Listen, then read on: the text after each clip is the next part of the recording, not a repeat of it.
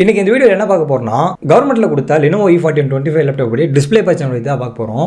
பொதுவாக இந்த மாடல் வச்சுட்டு இருக்க எல்லாருக்குமே கண்டிப்பாக அந்த பிரச்சனை வந்திருக்கும். அது பிளாக் ஸ்க்ரீனாக இருக்கலாம், இல்லை டிம் டிஸ்பிளேவாக இருக்கலாம், இல்லை டிஸ்பிளேல கலர் லைன் வந்துருக்கலாம், இல்லை டிஸ்பிளே உடஞ்சி போயிருக்கலாம். இது தெரியாமல் என்ன பண்ணுறதுன்னு தெரியாமல் நிறைய பேர் குழம்பு போயிருப்பீங்க. இந்த பிரச்சனைலாம் எப்படி சால்வ் பண்ணுறதுன்னு 2 வீடியோ போட்டிருப்பேன், பார்ட் 1 பார்ட் 2. அந்த வீடியோலாம் பார்த்துட்டு நிறைய பேருக்கு ஒர்க் ஆகிருக்கு. ஒரு சிலருக்கு மட்டும் அந்த 2 வீடியோ பார்த்தோம் ஒர்க் ஆகலை. இப்போ வரைக்கும் பார்த்தீங்கன்னா ரீசெண்டாக நேற்று பார்த்தீங்கன்னா கமெண்ட்ஸ் வந்துருந்துச்சு, எனக்கு ஒர்க் ஆகலை, பார்ட் 2 பார்த்தோம் எனக்கு ஒர்க் ஆகலை அப்படின்னு நிறைய பேர் கமெண்ட் பண்ணியிருந்தீங்க. தொடர்ந்து வந்துட்டே தான் இருக்குது. அவங்களுக்காக தான் இந்த வீடியோ. அப்போ ஒர்க் ஆனவங்க இந்த வீடியோ பார்க்கணும்னு கேட்டிங்கன்னா அப்படி சொல்ல மாட்டேன். கண்டிப்பாக இந்த பிரச்சனை ஃபியூச்சர்ஸில் வரலாம், வந்தாலும் வரலாம் இல்லை, கண்டிப்பாக வரும். ஓகே, இப்போ கண்டென்ட்டுக்குள்ளே போகலாம். இப்போ என் கையில் இருக்குல்ல, இதுதான் Lenovo E1425. First black screen பிரச்சனை வந்துச்சுன்னா பேக் பேனலில் கட்டிட்டு நம்ம வந்து பார்த்தீங்கன்னா டிஸ்பிளேவுடைய லைன் கேபிளை ரிமூவ் பண்ணி ஒன்று ப்ரெஷ் வச்சு க்ளீன் பண்ணுவோம், இல்லை ஐபி வச்சு க்ளீன் பண்ணியிருப்போம். மறுபடியும் நம்ம இன்செர்ட் பண்ணும்போது மறுபடியும் நம்ம இன்செர்ட் பண்ணிவிட்டு செக் பண்ணி பார்த்தா டிஸ்பிளே ஆன் ஆகிடும். சப்போஸ் அதுவும் ஒர்க் ஆகலைன்னா இந்த டிஸ்பிளே பேனலை ரிமூவ் பண்ணிவிட்டு இங்கே பார்த்தீங்கன்னா ஒரு டிஸ்பிளே கனெக்டிங் இருக்கும், அந்த கேபிளையும் நம்ம ரிமூவ் பண்ணிவிட்டு சேம் ப்ரெஷ் வச்சோ இல்லை ஐபி வச்சோ க்ளீன் பண்ணி போட்டு பார்த்தா கண்டிப்பாக சால்வ் ஆகிடும். பிளாக் ஸ்க்ரீனும் சரியாகிடும், டிம் டிஸ்பிளே இந்த 2 பிரச்சனையும் பார்த்தீங்கன்னா கண்டிப்பாக சால்வ் ஆகிடும். சப்போஸ் இது 2 மெத்தடையும் ட்ரை பண்ணி ஒர்க் ஆகலைன்னா மூணாவதாக ஒரு பிரச்சனை இருக்குது, அதுதான் ரேம் கம்ப்ளைண்ட்டு. ரீசெண்டாக என்கிட்ட இந்த லேப்டாப் பார்த்தீங்கன்னா ரேம் கம்ப்ளைண்ட் தான். சேம் இந்த லேப்டாப்புக்கும் ரேம் தான் இஷ்யூ. டிஸ்பிளே பின்னு எல்லாமே ரிமூவ் பண்ணி க்ளீன் பண்ணி பார்த்துட்டேன், அப்பயும் ஆன் ஆகலை. இதுவே ரேம் சேஞ்ச் பண்ணி பார்க்கும்போது டிஸ்பிளே பார்த்தீங்கன்னா ஆன் ஆகிடுச்சு. ரேம் கம்ப்ளைண்ட் பொறுத்த வரைக்கும் ஒரு சில லேப்டாப் பார்த்தீங்கன்னா ரேம் க்ளீன் பண்ணி போட்டாலே ப்ரெஷ் வச்சு க்ளீன் பண்ணாலோ இல்லை இரேசர் வச்சு நம்ம க்ளீன் பண்ணாலோ அந்த கோல்டு கலர் லைன் இருக்கும் பார்த்தீங்களா, அதை க்ளீன் பண்ணாலே சால்வ் ஆகிடும், மோஸ்ட்லி சால்வ் ஆகிடும். அப்படியே சால்வ் ஆகலைன்னா ரேம் தான் ஃபால்ட் ஆகிருக்கும். ரேம் ஃபால்ட்டாக இருந்துச்சுன்னா லேப்டாப் ஆன் ஆகும், ஆனால் டிஸ்பிளே வராது. மெயின் ரீசன் இதுவும் ஒன்று. இது வந்து பார்த்தீங்கன்னா பார்ட் 1 பார்ட் 2ல் நான் சொல்லியிருக்க மாட்டேன். ஓகே, இந்த லேப்பில் நான் ரேமை சேஞ்ச் பண்ணி காமிக்கிறேன். இந்த லேப்டாப்பை டிஸ்பிளே பண்ணுறது ரொம்ப ஈஸி தான். இந்த ஸ்க்ரூஸ் எல்லாமே ரிமூவ் பண்ணுறோங்க, அவ்வளோதான். இது ரிமூவ் பண்ணிட்டாலே முடிஞ்சு போச்சு, எல்லாமே ஈஸியாக டிசேபிள் பண்ணிடலாம். இப்போது நான் ஒர்க்கிங் லேப்டாப்பில் இருந்து இந்த ரேமை கழட்டி இந்த ஒர்க் ஆகாத லேப்டாப்பில் போட போகிறேன். இது வந்து ஒர்க் ஆகாத லேப்டாப்பு. ரேம் கழட்டுறது ரொம்ப ஈஸி தான். தெரிஞ்சு பார்த்தீங்களா, அங்கே 2 லாக் மாதிரி இருக்குது பாருங்கள். இந்த 2 லாக்கையும் ரிமூவ் பண்ணி விட்டால் மட்டும் போதும், அவ்வளோதான் ரேம் வந்துடும். சேம் இதே மாதிரி தான் எல்லா லேப்டாப்பும் இந்த மாதிரி தான்.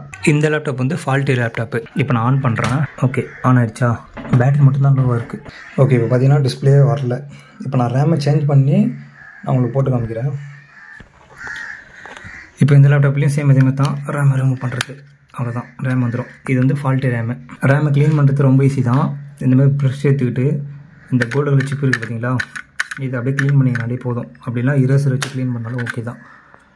இதை க்ளீன் பண்ணிட்டு போட்டிங்கன்னா ஒரு சமயம் ஒர்க் ஆகிடும். இப்போ நான் ஒர்க்கிங் இருக்கிற ரேம் போடுறேன். ஓகே, போடுறதும் ஈஸி தான்.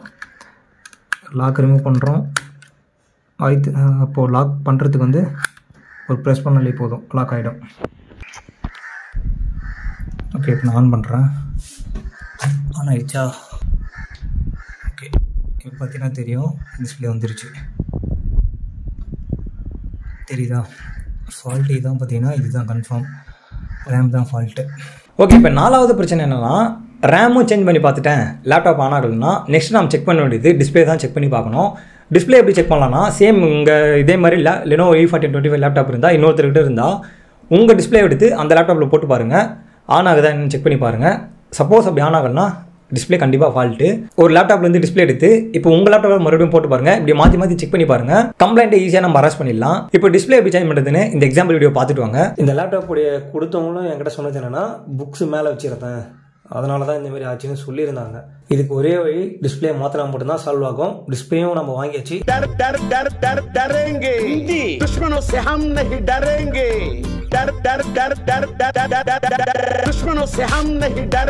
இதுதான் Lenovo E1425 ஒரிஜினல் டிஸ்பிளே. நம்ம டிஸ்பிளே சேஞ்ச் பண்றதுக்கு இந்த டிஸ்பிளே பேனல் மட்டும் கட்டினா போதும். இங்க தெரியும் நினைக்கிறேன், சின்ன கேப். இந்த கேப்பை நம்ம யூஸ் பண்ணி தான் நம்ம வந்து டிஸ்பிளே பின்ன கட்டணும். ஒன்று இந்த மாதிரி நகத்தை வச்சு யூஸ் பண்ணிக்கோங்க, அப்படிலாம் ஸ்க்ரூ டிரைவர் ஷார்ப்பா இருந்துச்சுன்னா வச்சு யூஸ் பண்ணிக்கோங்க. இங்க தெரியும் நினைக்கிறேன், நான் கேப்ல விட்டு தான் கட்டுறேன். இந்த எஜ்ஜும் நான் கட்டிட்டேன்.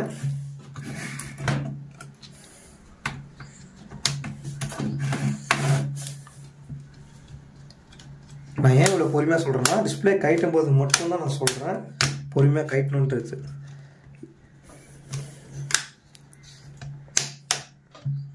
ஸோ ஜஸ்ட் அப்படி நீங்கள் உங்களுடைய விரலை உள்ள விட்டாலே போதும், ஆட்டோமேட்டிக்காக பார்த்தீங்கன்னா ரிமூவ் ஆகிடும். இந்த இடத்துல கொஞ்சம் டைட்டாக தான் இருக்கும், ரிமூவ் பண்ணும்போது பார்த்து ரிமூவ் பண்ணிக்கோங்க. இங்கே தான் ஸ்க்ரூ ட்ரைவர் இருக்கும், சின்னதாக ஸ்க்ரூ இருக்கும், இதை மட்டும் ரிமூவ் பண்ணால் போதும். இதோ இங்கே தெரியுதா, இந்தமாதிரி சின்ன சின்ன ஸ்க்ரூ மட்டும் ரிமூவ் பண்ணால் போதும். இந்த பெரிய ஸ்க்ரூலாம் ரிமூவ் பண்ணணும்னு அவசியம் இல்லை. இந்த 4 ஸ்க்ரூவும் கட்டிட்டு டிஸ்பிளேவை ஒரு பக்கம் இப்படி கையில் பிடிச்சிக்கிட்டு இங்கே வரைக்கும் பாருங்கள் டிஸ்பிளே பின்னு, இதை ரிமூவ் பண்ணி விட்ருங்க, அவ்வளோதான். இது வந்து பார்த்தீங்கன்னா இப்போது புது டிஸ்பிளே. இப்போ சேம் நம்ம எப்படி கட்டணுமோ அதே மாதிரி பார்த்தீங்கன்னா இந்த பின்னை வந்து இன்சர்ட் பண்ணுறோம் உள்ள. இந்த மாதிரி செல்லோ டேப் இருந்தால் ஃபஸ்ட்டு செல்லோ டேப் போட்டு ஒட்டி விட்ருங்க. ஃபிட் பண்ணிவிட்டு ஒன்ஸ் செக் பண்ணி பார்த்துங்க. இப்போ நான் பவர் பட்டன் ஆன் பண்ணுறேன். ஓகே, டிஸ்பிளே வந்துருச்சு. ஓகே, இப்போ மறுபடியும் பார்த்தீங்கன்னா ஸ்க்ரூ டிரைவரை இன்சர்ட் பண்ணுறேங்க. சேம் எப்படி கட்டிங்களோ அதேமாதிரி தான். கொஞ்சம் முன்னாடி தூக்கிட்டு இந்த இடத்துல இந்த கார்னர்லேயே இதை உட்கார வச்சுட்டு அப்புறம் எல்லா சைட்லேயும் ப்ரெஸ் பண்ணிவிடுங்க. அவ்வளோதான், ப்ரெஸ் பண்ணிட்டீங்கனாலே முடிஞ்சு போச்சு. ஓகே, இந்த வீடியோ இதோட முடிச்சுக்கிறேன். இந்த மெத்தட்லாம் ட்ரை பண்ணி பாருங்கள், கண்டிப்பாக உங்கள் லேப்டாப் வந்து டிஸ்பிளே ஆன் ஆகிடும். எடுத்தோடனே டிஸ்பிளே ப்ராப்ளம்ட்டு கடையில் எடுத்துமே கொடுக்காதீங்க. ஏன்னா டிஸ்பிளே ப்ரைஸ் வந்து பார்த்தீங்கன்னா சீப் இல்லை, குறைஞ்சது ஒரு 3500 கிட்ட வரும். அதிலே நம்மளுக்கு ஃபஸ்ட்டு குவாலிட்டி கிடைக்கலாம் பார்த்தீங்கன்னா கொஞ்சம் கஷ்டம். இந்த மெத்தட் ஒர்க் ஆச்சா இல்லையான்ட்டு கீழே கமெண்ட் பண்ணுங்கள். இந்த மெத்தட் ஒர்க் ஆகலைன்னா வேறு ஒன்றும் பண்ண முடியாது, டிஸ்பிளே தான் மாற்றி பார்க்கணும். பாய்.